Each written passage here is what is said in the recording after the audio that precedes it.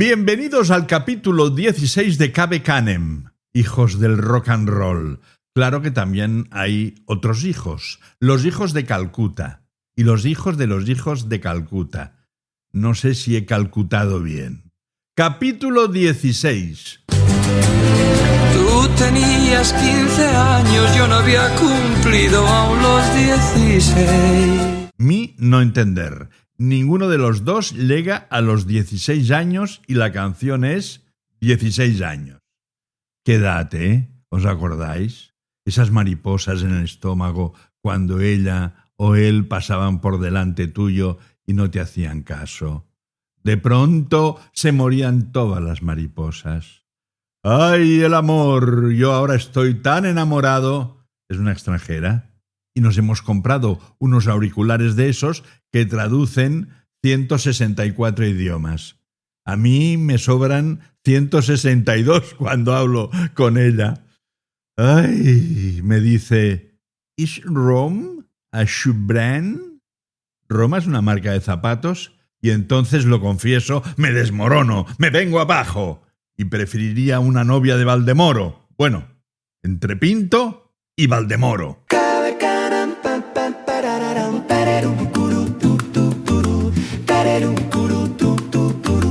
Cave Canem, el podcast de Roma que vale un imperio.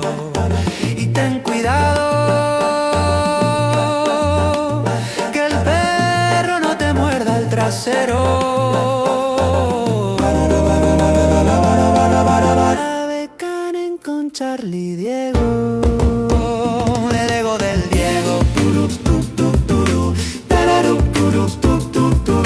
Cave Canem, el podcast de Roma que vale un imperio. Y ten cuidado que el perro no te muerda el trasero.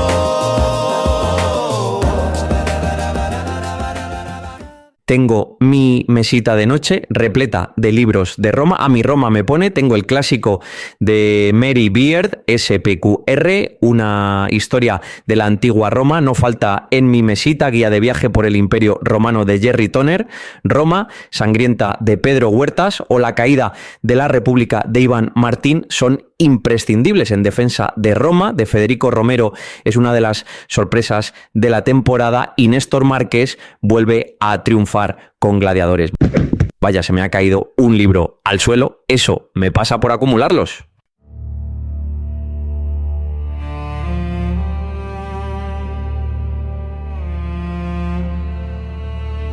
Rebus sic stantibus.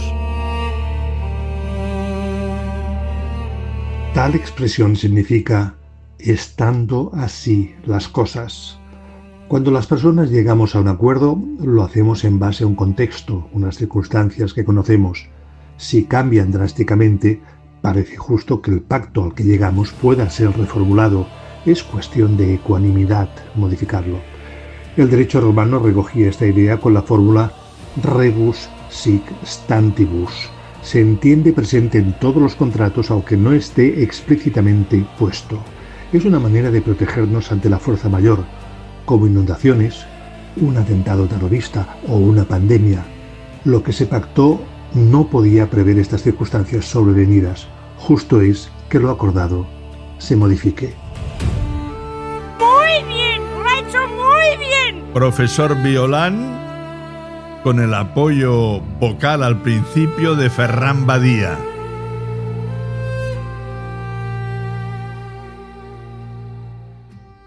Patricia, te toca. Europa revaloriza la experiencia romana en la gestión del agua.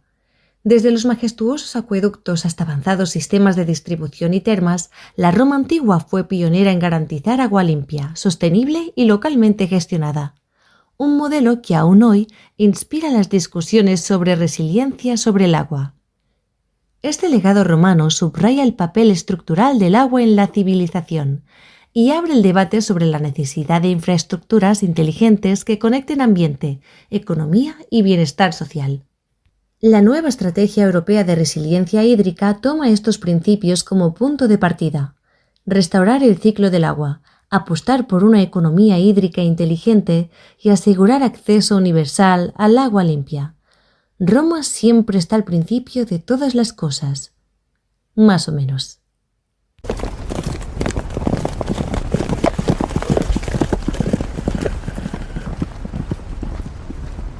El muy cabrón del centurión tiene otras.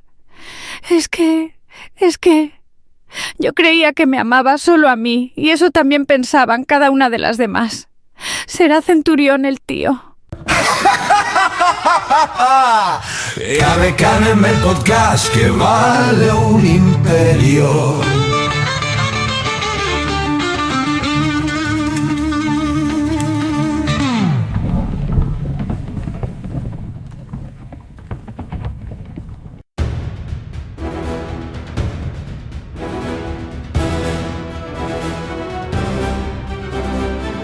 David Soria Molina es un murciano de pro, doctor en Historia Antigua por la Universidad de Murcia. Lo suyo es el estudio de los ámbitos político, militar y naval del Imperio Romano. Hola, ¿cómo estamos? Muy buenas, Charlie. ¿Qué tal? ¿Cómo va todo? Pues bien, encantado de charlar contigo. Por cierto, de barcos los romanos estaban bien, ¿no? Pero al principio no sabían navegar mucho. Esta es la verdad, ¿no? Pues la verdad es que sí. Al principio les costó un poquito adecuarse al medio marino, pero enseguida le vieron las ventajas. Espabilaos, listos los romanos.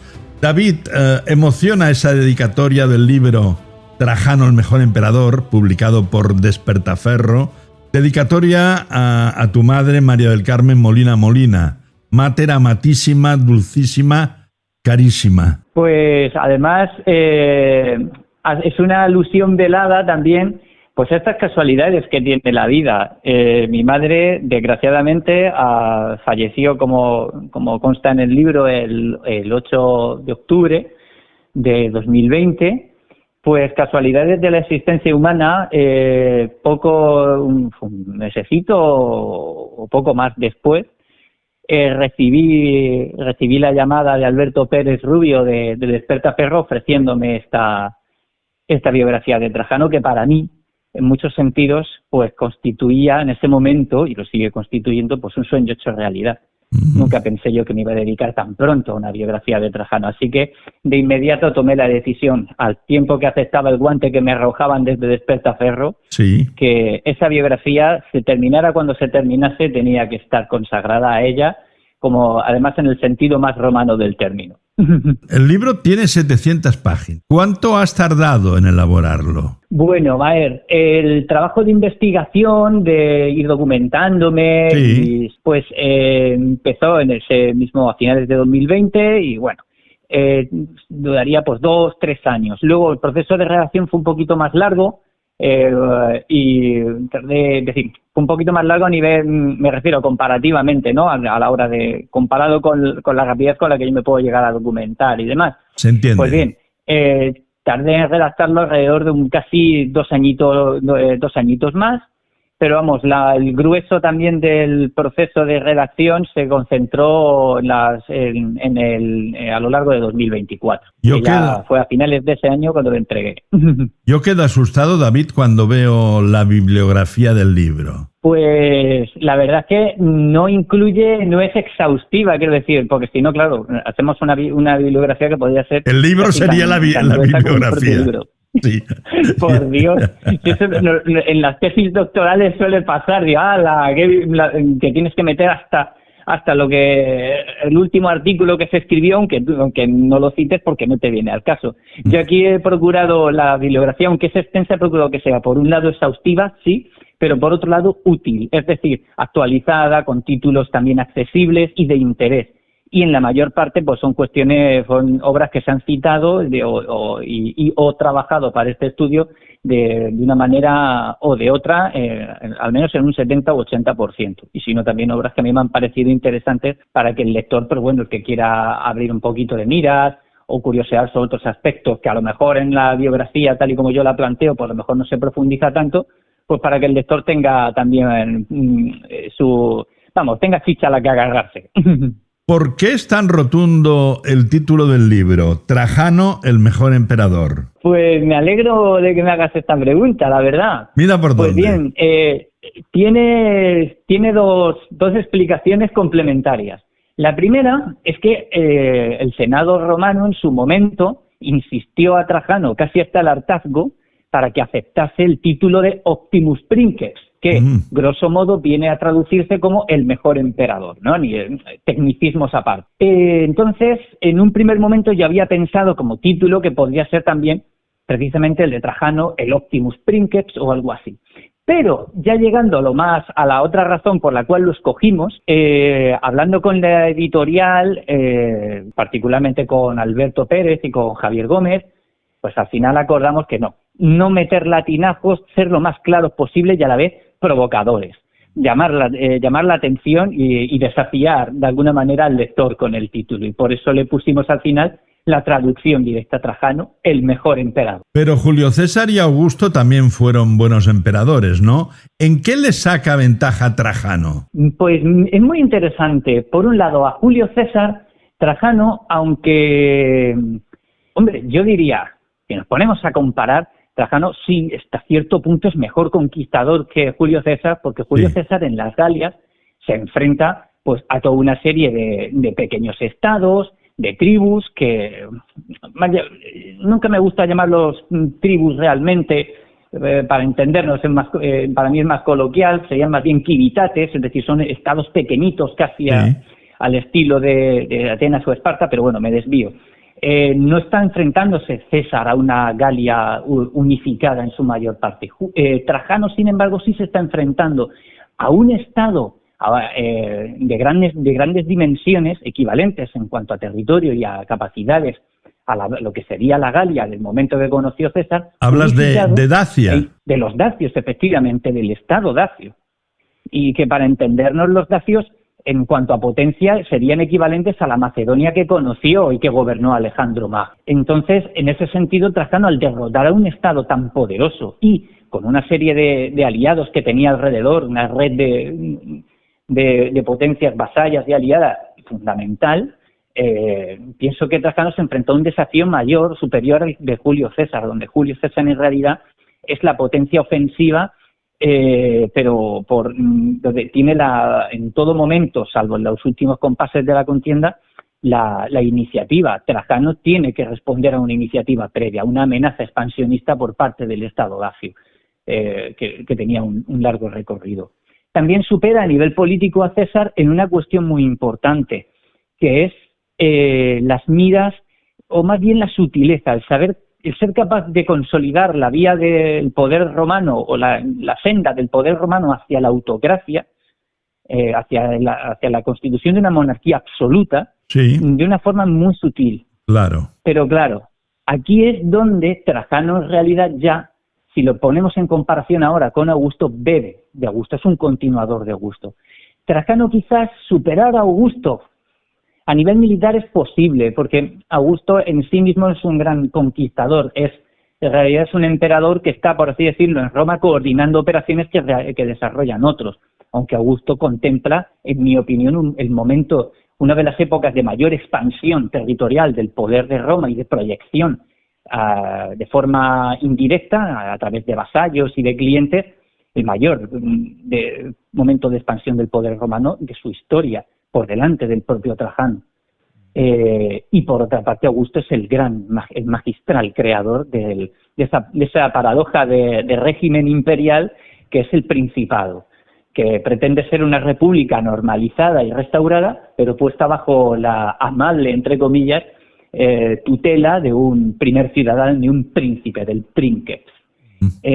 Trajano supone un hito en sí mismo respecto en la evolución del Principado, del régimen imperial, porque consolida todavía más su senda hacia la autocracia. Es un punto de inflexión a todos los niveles, a nivel político en Roma, pero a su vez un continuador de Augusto.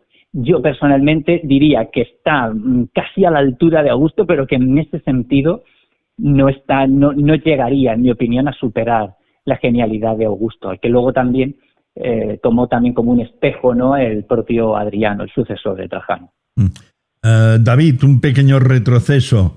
Solo para los oyentes decirles que cuando hablábamos de Dacia, estamos hablando de la actual Rumanía, más o menos, ¿verdad? Por supuesto. Muy bien. Trajano era hispano, como sabemos, como Adriano y Teodosio. Esos 3 nombres los sabemos todos. ¿Sorprende que los hispanos pudieran acceder a ser emperadores, David? Pues en esta época, tanto en época de Trajano como especialmente ya en época de Teodosio, para mí no sorprende en absoluto. Es una novedad en tanto que Trajano es el primer emperador de origen hispano y de origen provincial a su vez, al mismo tiempo. Pero yo no percibo en las fuentes una sensación de ostras, qué novedad, ostras, es que es un provinciano el que se ha sentado en el trono ahora. No, es las reacciones de mucha naturalidad. ¿Y por qué? Pues porque las élites hispanas llevan integradas en la urdimbre de la aristocracia imperial desde el siglo II antes de Cristo. Trajano desciende de una élite nativa romanizada ya en época republicana y a su vez también de estirpes, probablemente de estirpes por parte de su madre, como decía, de estirpes itálicas inmigradas a la península ibérica, afincadas allí y que habían prosperado también hacia el orden senatorial. Pero, en síntesis, Hispania llevaba dando miembros de la alta aristocracia a Roma, es decir, senadores, ya desde época de Julio César, por supuesto, con el famoso Cornelio Balbo de Gades, pero muy especialmente ya desde época de Augusto, por toda muy particularmente la Bética, y en la que estaba nutriendo de senadores a la aristocracia, cubriendo los puestos más altos. En época Flavia, uno de los exponentes más importantes del crecimiento y de la importancia y de las redes de poder que mantenían las élites de origen hispano en el seno del imperio es el propio padre de Trajano, que tiene una carrera fulgurante bajo Vespasiano y Tito y ya termina su carrera, le pasa el testigo, por así decirlo, a su hijo en época de Domiciano. Trajano luego es uno de los pesos pesados del régimen de Domiciano, junto con otros muchos hispanos, como Licinio Sura o Pompeyo Longino, con lo cual, por así decirlo, realmente es un proceso natural, que al final un miembro de las élites hispanas se convierta en emperador, era un proceso totalmente esperable, no era ninguna sorpresa, tanto más porque hay que tener en cuenta que además Trajano en un momento dado deviene en el punto de unión de las conexiones entre las élites hispanas y sus círculos de poder junto con respecto de círculos de poder del sur de la Galia o de Asia Menor, que eran también muy bollantes en aquel momento. David, tu libro es un gran trabajo, pero además un trabajo muy completo. Hay mapas, hay cantidad de fotografías y una de las cosas que más me ha llamado la atención es que están todas las escenas de la columna trajana, todas fotografiadas, dándosele mucho realce, mucha importancia. ¿Para ti qué es la columna trajana? Para mí la columna trajana es una filmación en piedra de Roma, o mejor dicho, un panfleto propagandístico del poder romano y del régimen de Trajano en concreto, hecho, consagrado para la eternidad en piedra. Además es una solución muy original de narración y de plasmación no literaria, sino iconográfica, de una serie de acontecimientos que, una solución que nunca se había utilizado hasta entonces en el arte griego y romano clásicos y que marca un antes y un después. Pero básicamente es una fuente única y maravillosa para poder estudiar dos contiendas de la historia del Imperio Romano, que además fueron fundamentales, y también la perspectiva del poder romano hacia ella y también la clase de mensajes ideológicos que Roma proyecta hacia su público en la capital al respecto de esos logros. Es fascinante, además tiene una cantidad de recovecos y de detalles muy, muy interesantes para el estudioso desde múltiples puntos de vista. Tú has dicho hace un ratito que Trajano era muy sutil, ¿no? ¿O eso he entendido yo? Era tan sutil que respetó al Senado romano y posiblemente esta fue una de las claves del éxito, pero en realidad hacía lo que quería. Esa es una de las claves de la genialidad de Trajano, que al igual que Augusto, fue capaz en todo momento de mostrarse hacia el Senado con un respeto casi rayano, a veces incluso en la devoción. Es decir, buscar siempre conseguir lo que él quería mediante una utilización clave de la diplomacia, del tacto. Es decir, ser capaz de darle la vuelta a la tortilla hasta el punto de que fuera realmente el propio Senado el que o bien aplaudiera sus medidas o, mejor todavía, diera la sensación de que el Senado como institución era el que le otorgaba precisamente los mismos privilegios, poderes y prerrogativas que la andaba buscando, que fuera el Senado el que sancionara la transformación de lo que quedaba ya del régimen oligárquico republicano en una monarquía absoluta o una dictadura militar institucionalizada, como dependiendo del punto de vista de lo que como queramos mirarlo, el famoso régimen del Principado. En eso Trajano es tan hábil como el propio Augusto. Trajano fue un hombre pendiente, ¿no?, de su pueblo. Lo digo, por ejemplo, como la creación de un programa de asistencia pública para niños pobres y huérfanos. Fue un hombre preocupado por el pueblo, además de todo lo que estamos diciendo. Por supuesto. Trajano es un gran militar, es un gran político, innovador, pero además es también un hombre preocupado, como bien comentabas, por el pueblo, por las bases del Estado. En este sentido, la obra benéfica a la que te refieres concretamente, sí, que conocida en Roma como los Alimenta, no es una innovación como tal germinal de Trajano. Parece ser que fue diseñada originalmente por el emperador Nerva, pero restringida a la ciudad de Roma. Era una especie de fondo benéfico para evitar que niños y niñas huérfanos o con escasos recursos dentro de la ciudad de Roma cayeran en la pobreza, no podían acceder al matrimonio, incluso tuvieran que, por deudas, tuvieran que acabar siendo vendidos como esclavos y este tipo de paradojas tan terribles que tenía la sociedad antigua y particularmente la romana también. Trajano extendió, la innovación de Trajano consiste en extender el sistema a toda Italia. Yeah. Vamos a terminar con una pregunta relacionada con Nerva. Tú hablabas de él hace muy poco. ¿Por qué motivo el emperador Nerva confía en Trajano? ¿Qué vio en Trajano Nerva para hacerle su sucesor, para proponerle como sucesor? Pues la clave es precisamente que Trajano, aunque las fuentes literarias intentan desmarcarse de esta realidad y contarnos otra historia, que Trajano fue uno de los pilares clave, uno de los hombres fuertes del régimen del emperador Domiciano. Domiciano es asesinado, pero no en instancias de un sector del Senado.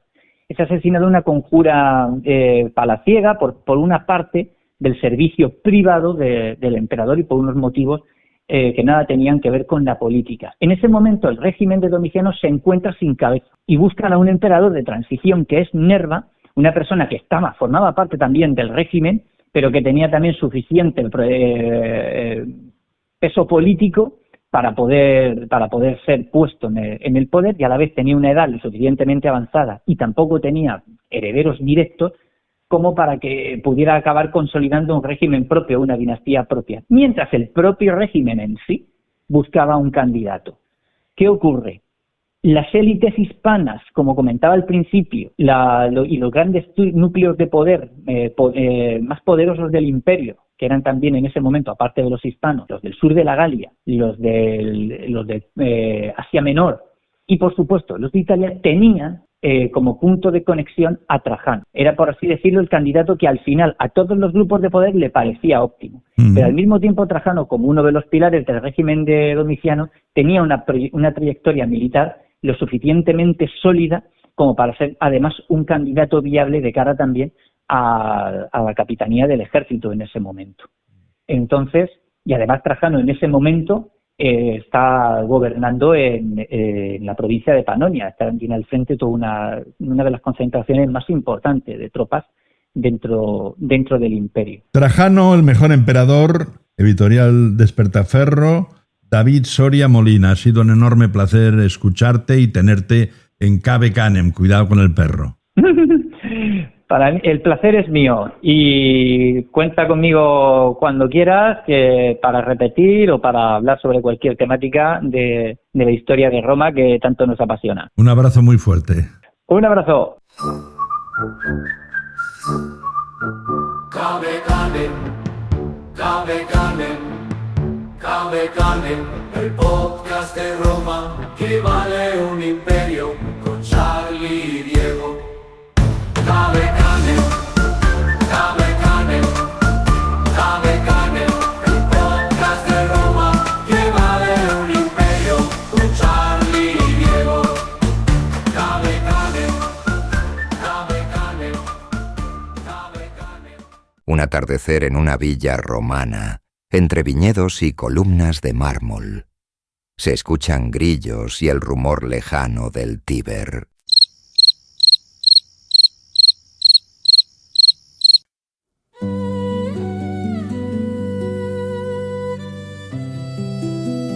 Oh dulcísima Flavia, más bella que Venus saliendo de la espuma, tus ojos brillan más que el oro del Capitolio.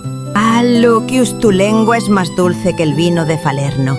Cuando me hablas así, se me olvida que Roma entera respira guerra y política. Solo existes tú.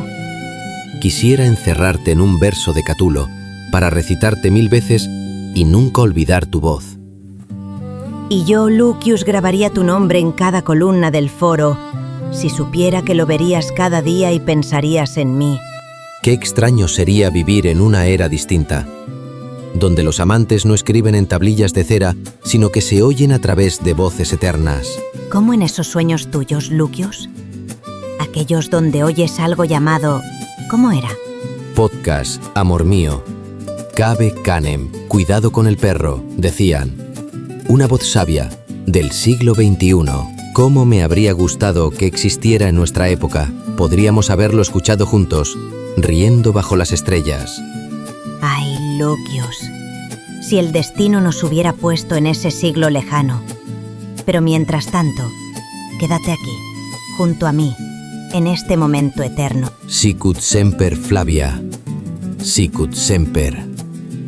Como siempre, Flavia. Como siempre.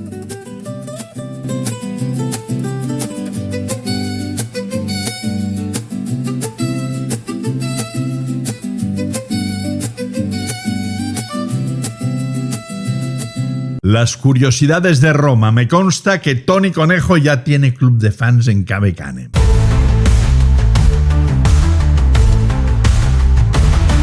Hace poco hablábamos de Calígula, ese emperador al que las malas lenguas no dudaron en calificar como un loco excéntrico y un depravado sexual. Entre los mitos no confirmados, se dice que asesinó a su hermana embarazada de él y se comió al feto, o que convirtió el palacio imperial en un prostíbulo, imagen que luego Tinto Brass intentó recrear en 1979 en su film erótico pornográfico titulado Calígula. Todavía se podrían enumerar muchas otras historias que alimentan aún más su supuesto sadismo y su tiranía. Pero más allá de todos esos rumores, hay un hecho menos conocido, pero que quizás sea el que mejor define al personaje.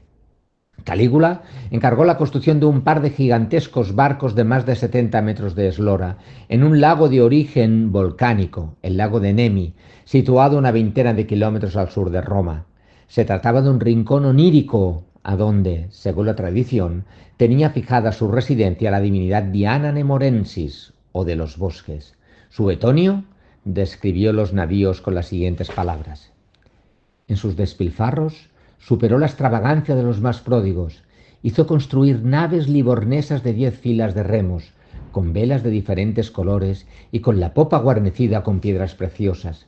Encerraban estas naves baños, galerías y comedores, gran variedad de vides y árboles frutales. En ellas costeaba la Campania, muellemente acostado en pleno día, en medio de danzas y música. Efectivamente, Calígula no dudó en dotarlas de excelsos tesoros y suntuosas decoraciones que rivalizaban con el lujo de cualquier residencia aristocrática. De hecho, uno de los barcos fue concebido como un palacio flotante, mientras el otro, Era un templo dedicado a la diosa egipcia Isis y a Diana. Con el tiempo se hundieron, pero su recuerdo se mantuvo vivo. En 1446, el cardenal Próspero Colonna fue el primero en querer recuperarlos y a tal fin contrató a expertos navegantes de Génova. En 1827, Anesio Fusconi bajó al fondo del lago usando una campana con capacidad para 8 buzos, pero solamente sacaron algunos pedazos, mientras muchos otros fueron dañados. Ya entre 1828 y 1932, Benito Mussolini ordenó secar el lago y tras 19 siglos se pudieron recuperar los cascos de las naves prácticamente intactos. Luego se restauraron y se trasladaron a un museo a orillas del lago, el Museo delle Navi Romane, Museo de los Barcos Romanos. Desgraciadamente, durante la Segunda Guerra Mundial, un incendio devastó el museo y las naves, así que hoy en día tan solo podemos contemplar algunos de sus magníficos bronces en el Museo Nazionale de Roma. Aunque el Museo de Nemi se reabrió en 1988, en él tan solo se exponen algunas piezas de los gigantescos barcos caligulescos. El último que apague la antorcha. Hoy marchamos de una manera original a ritmo de jazz con la gran orquesta de Cave Canem dirigida por el maestro Marcus Sinfonius.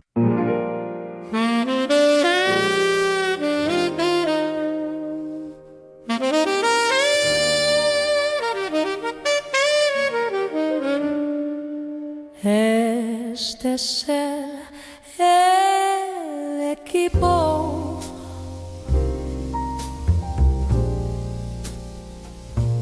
de Cave Canem, el profesor Toby Conejo, el profesor Violan,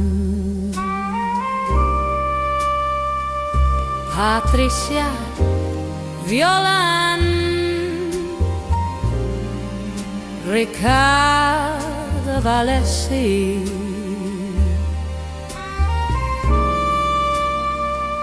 el perro Gladius, el cuadro de actores y actrices de cuidado con el perro y la gran orquesta y coros.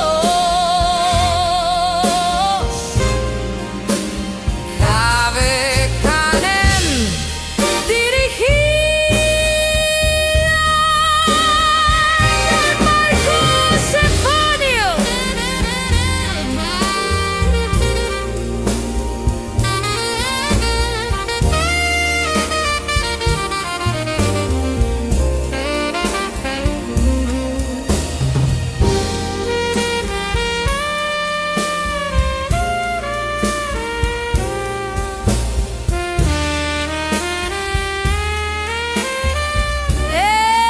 Este es un podcast presentado y dirigido por Charlie Diego. El podcast que